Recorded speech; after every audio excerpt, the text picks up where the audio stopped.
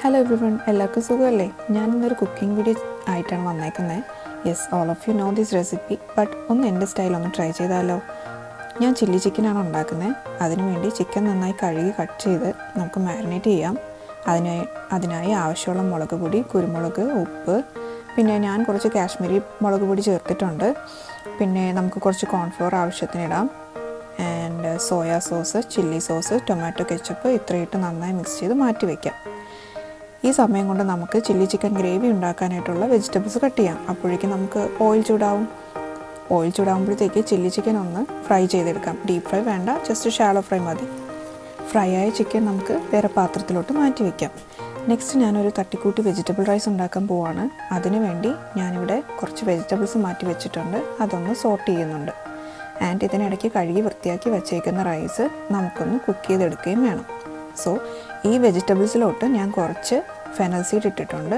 And അതിനുശേഷം കഴുകി വൃത്തിയാക്കി വെച്ചേക്കുന്ന റൈസ് ഇട്ട് നല്ലോണം ഈ വെജിറ്റബിൾസിനെ മിക്സ് ചെയ്യുവാണ്. ആൻഡ് ആവശ്യത്തിന് ഉപ്പിട്ട് ആവശ്യത്തിന് വെള്ളം ചേർത്ത് നമുക്ക് മൂടി വെച്ച് റൈസ് കുക്ക് ചെയ്യാം. റൈസ് കുക്കാവുന്ന സമയത്തിൽ നമുക്ക് ചില്ലി ചിക്കൻ റെഡിയാക്കാം. അതിനുവേണ്ടി ചിക്കൻ ഫ്രൈ ചെയ്ത ഓയിലിൽ തന്നെ ഞാൻ ഗാർലിക് ഇട്ട് നല്ലോണം സോട്ട് ചെയ്യുന്നുണ്ട്. ആൻഡ് ഡൈസ്ഡ് ഓണിയൻ ഇടുന്നുണ്ട്. ഓണിയൻ കുറച്ചുകൂടെ സോട്ടായ ശേഷം ഞാൻ കുറച്ച് ഗ്രീൻ ചില്ലി ഇട്ടു.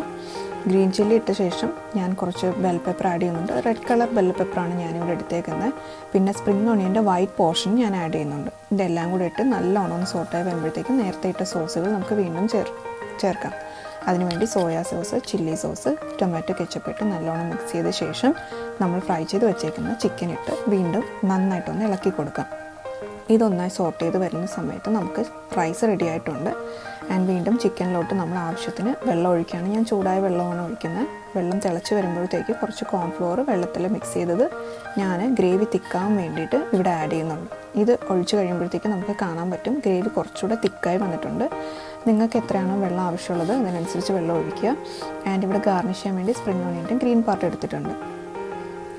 അതിനുശേഷം എനിക്ക് പുറത്ത് നല്ല വെതറായിട്ട് തോന്നി. കുറച്ച് മഴയും തണുപ്പൊക്കെ ഉള്ളൊരു വെതറാണ്. ഞാൻ കുറച്ച് നേരം അത് എൻജോയ് ചെയ്തു. ആ സമയം കൊണ്ട് നമ്മുടെ ചില്ലി ചിക്കൻ ഇവിടെ റെഡി ആയിട്ടുണ്ട്. ആൻഡ് എൻ്റെ തട്ടിക്കൂട്ട് വെജിറ്റബിൾ റൈസും. നിങ്ങളെല്ലാവരും ട്രൈ ചെയ്യുമെന്ന് വിശ്വസിക്കുന്നു. നെക്സ്റ്റ് വീഡിയോയുമായി വരുന്നത് വരെ ബൈ, ടേക്ക് കെയർ.